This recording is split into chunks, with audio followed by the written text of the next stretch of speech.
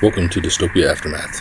In my quest to understand how we are going to end up in some weird dystopian future, I am uncovering some old radio broadcasts. In this series, I'm going to play the old FBI files so we can understand how we got to where we are with some of the laws that we have.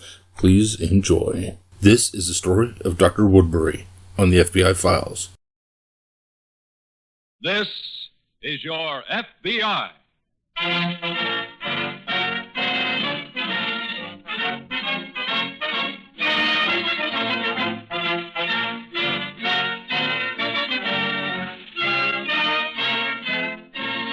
This is your FBI, an official broadcast from the files of the Federal Bureau of Investigation, presented as a public service by the Equitable Life Assurance Society of the United States. To your FBI, you look for national security, and to the Equitable Society for financial security. These two great institutions are dedicated to the protection of you, your home, and your country.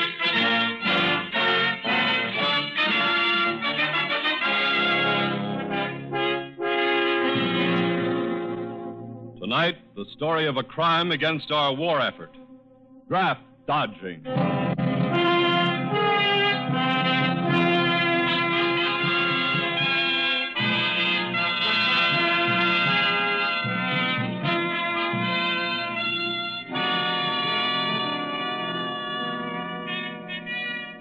It's not news when a man is drafted. A notice rarely appears in the nation's newspapers unless that man is a celebrity. It is news, though, when a man is caught trying to evade the draft. And so notice does appear in the papers. That's why it may seem that we have had many draft dodges in this war. Actually, we haven't. Actually, the number has been very small, particularly when compared to the last war, when 7 out of every 1,000 men were delinquent. When whole areas like Times Square in New York were roped off and slacker raids were common. In this war, instead of 7, only 1 out of each 1,000 eligibles has been delinquent. The FBI has vigorously sought to get men in the Army instead of jailed. Those who have tried to make a racket out of the draft have tried many schemes. Some of their victims, like teenage kids just out of high school earning their first real paychecks in war plants, and reluctant, in a rather human way, to give up those checks and go to war, have been misled by a vicious type of criminal. Hey, Rick! Hmm? Oh, hi, Chubb. Hey, did you eat lunch yet? Yeah, I went across the diner. Oh. Where'd they get you working? I'm over in assembly. Oh? You get the same dough? Yeah. But not as much overtime. It don't make any difference now, though. Hmm? I got that paper this morning. Oh, what paper's that? Greetings from Uncle. Oh. Yeah. Says I should report for my physical next Monday. That's when you go, ain't it? Yeah. You should have seen my mother. I think I was 2 years old or something, the way she acted. I tried to tell her I ain't the first guy who was ever drafted. Ah, it stinks. Huh? Well, it ain't fair, Chubb. We got good jobs here. We're making real dough. Why don't they give us a break? Well, the Army needs young guys, Rick. Yeah, sure. Look, I don't like the idea either. Well, then why don't we do something about it? What do you mean, not report or something? No. Then what else? Well, I ran into a guy last night. Yeah? I used to play ball with him over in the park. Mm-hmm. He took his physical last month, and they flunked him. What was the matter with him? Nothing. I don't get it. He beat the whole thing on account of some pills he took. What kind of pills? I don't know. He bought them off a guy. Made him look like he had a bad heart or something. Really got away with it, huh? Yeah, sure. He showed me his card, 4F. Gee. I found out from him where to find the guy who sells them pills. Hangs out in a bowling alley over on 10th Street. Well, you could get in trouble on a thing like that. This fella didn't. How much are the pills? I don't know. I was figuring maybe I'd go over that bowling alley tonight and find out. You want to come? Well, gee, I don't know. Well, think it over, Chubb. I'll meet you outside the gate at 5 o'clock.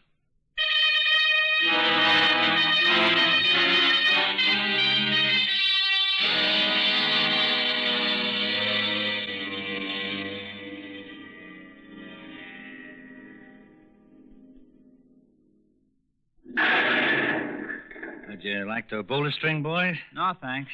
Shoot a rack of pool, maybe? Oh, no, we'd rather talk to you someplace, Mr. Butler. Well, let's sit on one of these benches at the back. Okay, come on, Jim. Yeah, all right. You work out at the bearing plant, huh? Yeah, Must be knocking off plenty of overtime. we do okay. Oh, here, sit down. Oh, thanks. Now, what can I do for you? Well, I already told you this pal of mine said I should come to see you.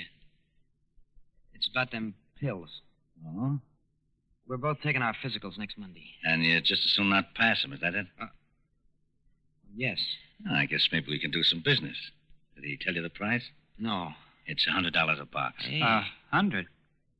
For each of us? That's right. that's a lot of dough, mister. Look, I didn't hustle your business. That's what I charge. Take it or leave it. Gee. Now, don't tell me you can't afford it. You're both making a good week's pay. Yeah, but that's Do you want to beat the draft or don't you? Well, yeah. Sure. Then get it up, boys. I guarantee results. Well, we don't have that kind of money with us. When can you get it? Tomorrow, I guess. How about you, Chubb? Yeah. Tomorrow's okay. Swell, you can meet me right here. Well, how many of the pills you take? There's 3 in each box. You take them 6 hours apart the night before your physical. Do they hurt you? Hurt you? Oh. How? Do they make you sick or anything? No, you just get a little dizzy. They'll fool any doctor you go up against. Well, look, I gotta be getting home, Chubb. Okay. You'll be here tomorrow, boys? Yeah, we'll be here right after work. Look, I hope we don't get in a jam on this thing, Mr. Butler. This thing has worked for dozens of guys. There ain't nothing wrong in it. Keeping kids like you out of the Army, keeping you from being killed. Now, that's being patriotic.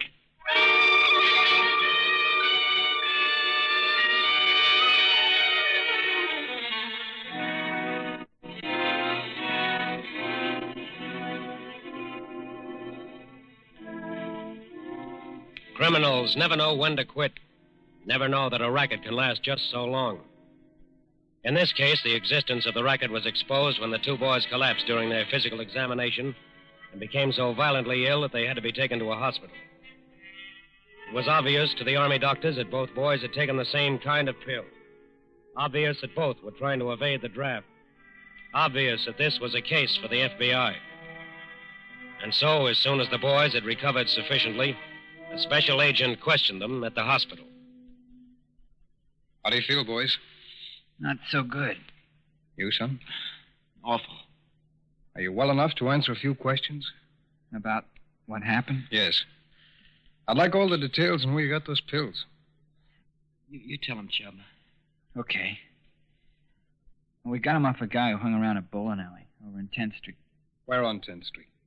Right near the corner of Maple Avenue. I don't know the address. I think it's number 720, 10th Street. I see. Who was this man? His name was Ralph Butler. How did you contact him? A pal of mine told me about him. He said we should go there and see him. Did he charge you for the pills? Yes, sir. How much? $100. A piece? Yes, sir. Well, They came 3 in a box, and we took one every 6 hours the night before the physical. That was some job, too, sir. I had to set the alarm twice during the night. well, you're both very lucky. I just read the laboratory report, and the ingredients in those pills might have killed you. Gee. We gonna be okay, mister? Yes, doctors believe you'll recover completely. Boy. Hope so. Now, can you describe this man, Butler? Yeah, he's about your size. Tall, I mean. He was lots fatter, Chum. Yeah. He was, baldy-headed, wore kind of flashy clothes. How old would you say he was? Oh, he was real old. Must have been about 40. Tell about that address he gave us. What was that? Well, the second day we went to see him, the day he gave us the pills, he wanted to know do we have any friends he could do business with. Yes. Well, he told us he wasn't going to be around the bowling alley anymore. But anyone who wanted the pills could write to him about them. Where? Care of General Delivery. I see. Mister, Yes. I guess we're going to get put in jail on account of this, huh? Well, you've broken the law. Well, can't you leave Chubb out of this? He didn't want any part of it. This was all my idea. Son, I'm afraid you're both involved. We're real suckers. How do you feel about going in the Army now? Mister, we'd love it. Yeah. Well, I'll talk to the U.S. Attorney. I won't promise you what the decision will be, but you might have another chance.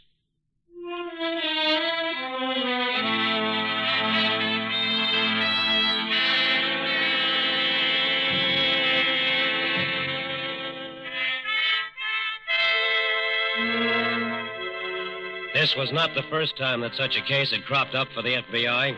Not even the first time it had cropped up in this particular city. A watch was set up at the bowling alley, but the man did not return. However, special agents had another lead, a real lead. They had a description of the man responsible, and they had a way to reach him. That way was through the post office. The agents waited and watched there every day and every night, waited for someone to pick up a letter. A letter addressed to Mr. Ralph Butler in care of General Delivery. Early in the afternoon of the fourth day, someone did pick up a letter for Ralph Butler.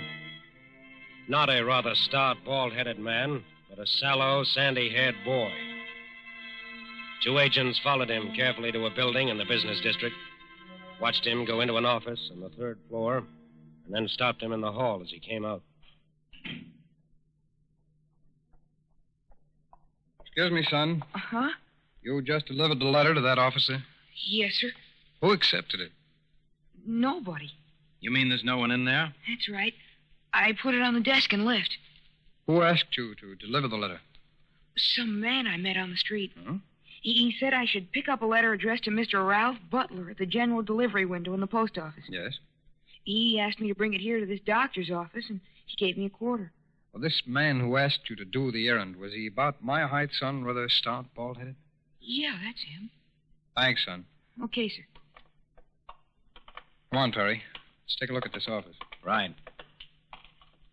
This must be the doctor that Butler told his other customers about. The one who made the pills. Yes. Dr. Woodbury's Health Club. Let's go in, Perry. Right. It's not exactly an elaborate layout. No. Well, this is apparently the anteroom. Let's see what's in the next office. Look at those charts on the wall. Typical quack equipment. Yes. Go ahead, Perry. Thanks. Well, at least there's a desk in here. But no doctor. What do we do now? Just wait. Someone should turn up for that letter. I have a hunch it won't. Wait.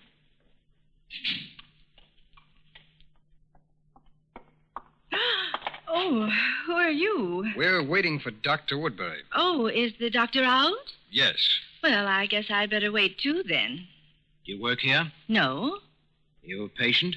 No, I've come here about my son. I see. Is the doctor treating you, ma'am? Yes. That is, I think he is. What do you mean? Well, how much do you know about Dr. Woodbury? Very little. Are you patients of his? No. Do you intend to be? Well... I certainly wouldn't advise it. Oh, why not? Well, there's something funny about his business. How's that? My son came to see the doctor here, and he gave him some pills. He told my boy that they'd keep him out of the army. Was he about to be drafted? Yes. Did he take the pills? Oh, no, I wouldn't let him. You were very wise. I came here today to find out what that doctor was up to. Have you ever seen him? No. Did your son describe him? No, but I guess he could. I think we could have the doctor investigated for you, Mrs. Scott. Are you from the police? We can notify them for you, Mrs. Scott. Now, would you just write down your address? Oh, surely. Here's pencil. Thanks. Someone will call around and have a talk with your son. Oh, this won't get him in trouble. No.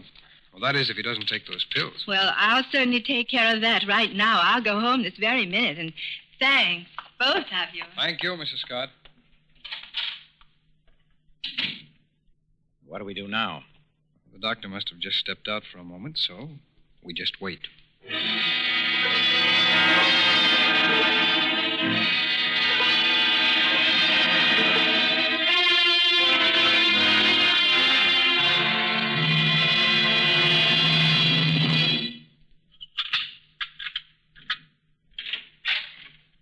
That you, Cora? Yes, I thought you were going to stay in the office this afternoon. I had company. Who? Two very inquisitive gentlemen. They had to be from the law.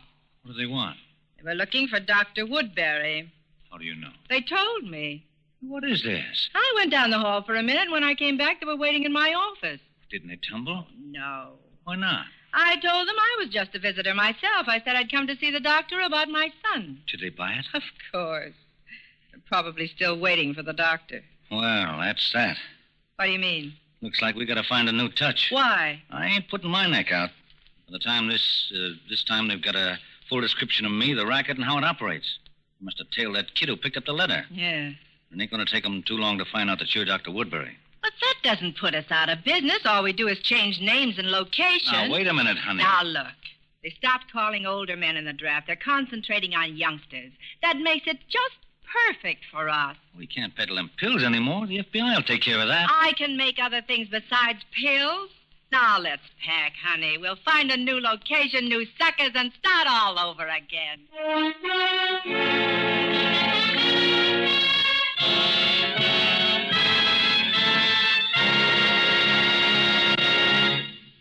We momentarily close the Federal Bureau of Investigation file on draft dodgers. We'll return to this case in just a moment. In ancient Rome, when Julius Caesar spoke of his allies, the word he used was socii, spelled S-O-C-I-I. In our language, socii survives in the word society. So when you get down to its roots, society means a group of allies. Well, you couldn't find a better description of the Equitable Life Assurance Society of the United States. This society is a group of allies. Every member of the Equitable Society has 3,200,000 allies. They're his fellow members who have pooled their dollars to protect each other. They have united, freely and voluntarily, to build greater financial security for themselves and their families. The money that they entrust to their society is always usefully employed. Equitable Society funds help farmers raise food, help families build their own homes, help keep the wheels of business turning. By serving its members, the Equitable Society serves America. And now, back to the file on draft dodgers.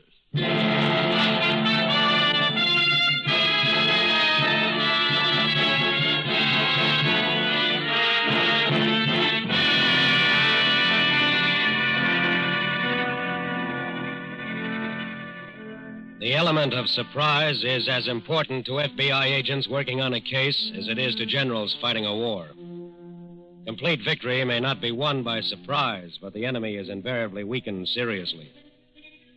The mythical Dr. Woodbury was not trapped by the unexpected appearance of FBI agents in her office, but she was forced to move fast, forced to run, forced to leave conclusive proof of her medical work. After obtaining a search warrant, the special agents found that proof in a cabinet in the office. Found it in the form of dozens of white boxes carefully inscribed, "Take one pill every 6 hours." They took the boxes to the FBI laboratory. You busy, Morgan? No. Come on in, Perry. I've just gotten a report from the laboratory on that batch of pills we found in Dr. Woodbury's office. Same story? Yes, more or less. They found that the ingredients varied in each pill. It's a good thing some of them didn't get into circulation. Bad as that? A couple were powerful enough to kill a horse. Nice business. Yes. Did you get anything more on Dr. Woodbury? Just completed a check. What's the story? That office was rented 2 months ago. The real estate agent said the lease was signed by a woman. Who was she? Dr. Woodbury. What? That's who she claimed to be. I've checked with the medical association. They have no record of it. Excuse me. Morgan speaking. Yes. Yes, wait a minute. Let me check that address again. Perry, would you hand me that paper there? Yeah, surely. Here. Thanks. It's Mrs. Scott, 217 Fairview Avenue. Is that check? I see. Thanks. Goodbye. That Scott woman, the one we met in the doctor's office, gave us a fictitious address. Well, Wait a minute. what are you looking for? One of the pill boxes we found in the doctor's office. Oh, here we are. Terry, take a look at her handwriting.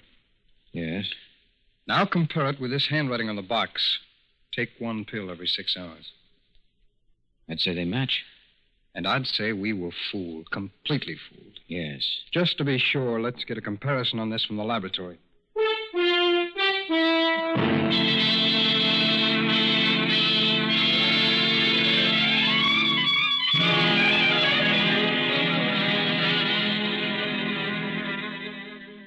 It was simple for the laboratory to confirm what the agents had suspected. Mrs. Scott had written the directions on the boxes of pills. Mrs. Scott was Dr. Woodbury. But Mrs. Scott had disappeared, and although a description was sent out, there was no trace of her for 2 days. And then at 3:30 on a bright sunny afternoon, a trace of Mrs. Scott's work appeared. In a nearby city, a small coupe was driving along a street. An empty street, a street clean of traffic, of people except one policeman. A street a car should have no trouble driving down. A street with high stone buildings on either side.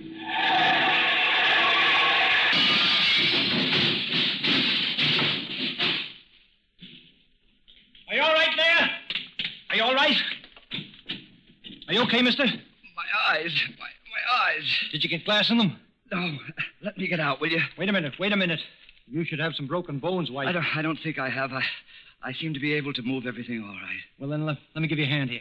Thank you. Here. Take it easy now. Easy does it. There we are. That's it. You sure you're okay? Yes, I'm okay. I watched you coming across that viaduct. When you got to this end, you started driving in circles. I know. Have you been drinking, mister? No. And what happened? No one cut you off. In fact, there was no traffic coming at you at all. I know. Well, did something go wrong with the car? No, sir. It was just my eyes. Hey, wait a minute. Let me have a look at them. They're all red and inflamed. They hurt so I can barely see. Look, are you sure you haven't been drinking? Of course not. I've been taking a physical at the pre-induction center all day.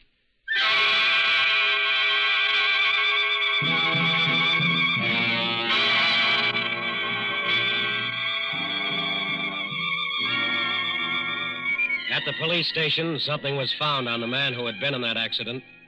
Something that made the local police contact the FBI.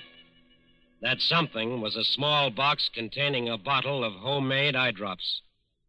The laboratory analyzed the ingredients in the bottle. What's the story? Well, it looks like something a kid might put together with a homemade chemistry set. Quite a mixture. Could it simulate an inflammation of the eyes?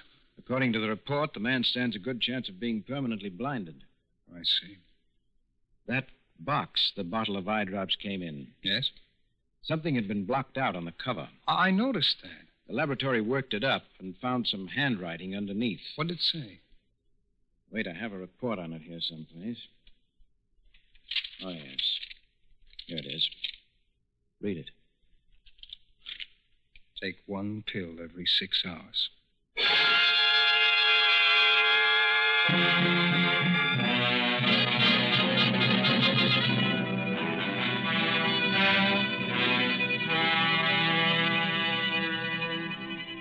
Now the FBI knew Mrs. Scott was working again and had simply changed her product and shifted her operations to another city.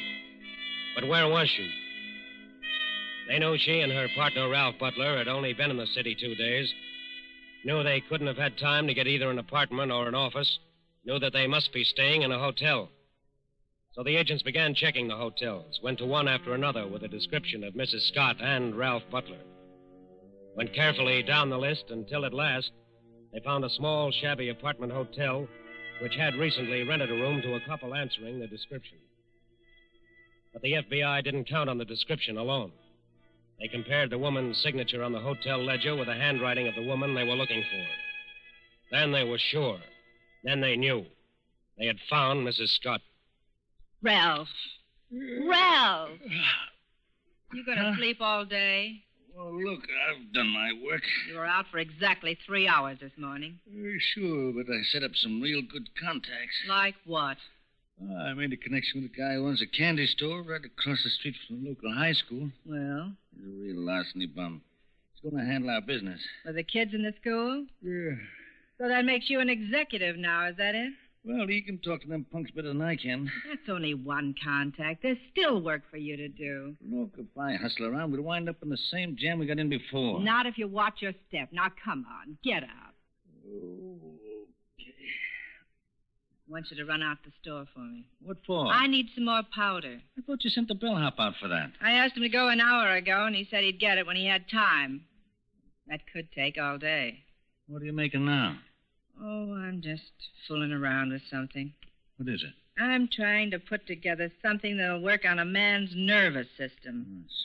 You remember that quack I used to work for out in Cleveland? Yeah? Well, he had some stuff that'd make a man shake all over like he had St. Vitus dance or something. Trying to remember how he did it.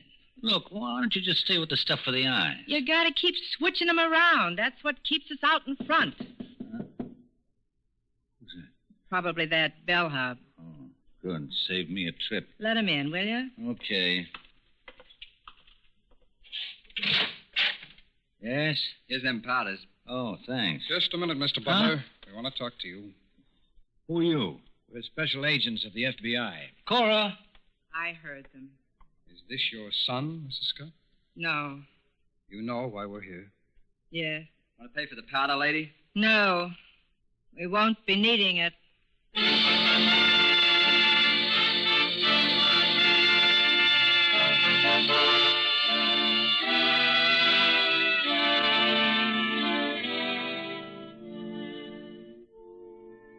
In times like these, there is little difference between a spy and a criminal who aids draft dodgers. Because both are fighting this war not for us, but for the enemy. To the FBI, there is no difference between a spy and a criminal who aids draft dodgers, because both are violating the laws of our government. Both are a threat to the nation, and both must be caught. A spy case may be more sensational, may get more space in the newspapers, but the FBI devotes as much time, as much resource, as much energy to a lesser case if necessary. Because every federal case is a case against the people of this entire country. And the FBI is a protector of the people.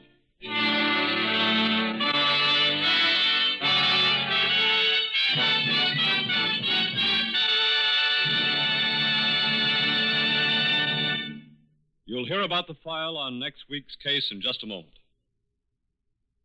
Will you join the Equitable Society in a salute? A salute to the turning wheels, to the giant driver wheels of the 43,000 locomotives on the railroads of America. To these railroads, all of us owe a debt of gratitude.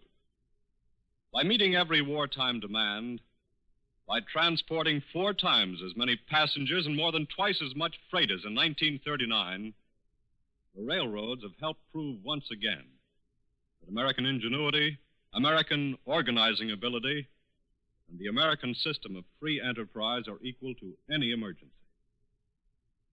For many years, funds of the Equitable Life Assurance Society of the United States have been working on the railroads. Equitable Society dollars helped finance some of the early transcontinental lines. Today, $368 million of Equitable Society funds are helping America's railroads to do the magnificent job of transporting men and munitions of war to the right place at the right time. Millions of other Equitable Society dollars go into other war industries and into war bonds. In wartime, Equitable Society dollars are fighting dollars. And at all times, they are security dollars. For you, your home, and your country.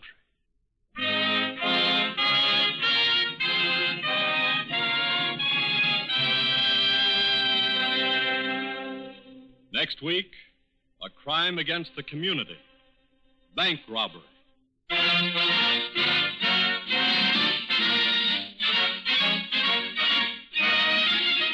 The incidents used in tonight's broadcast are taken from the files of the Federal Bureau of Investigation. However, all names used are fictitious, and any similarity thereof to the names of persons living or dead is accidental. Tonight, the music was composed and directed by Van Cleve. Your narrator was Frank Lovejoy. This is Your FBI is a Jerry Devine production. Now, this is Carl Frank speaking for the Equitable Life Assurance Society of the United States and inviting you to tune in again next week at this same time for This is Your FBI. This is the Blue Network of the American Broadcasting Company.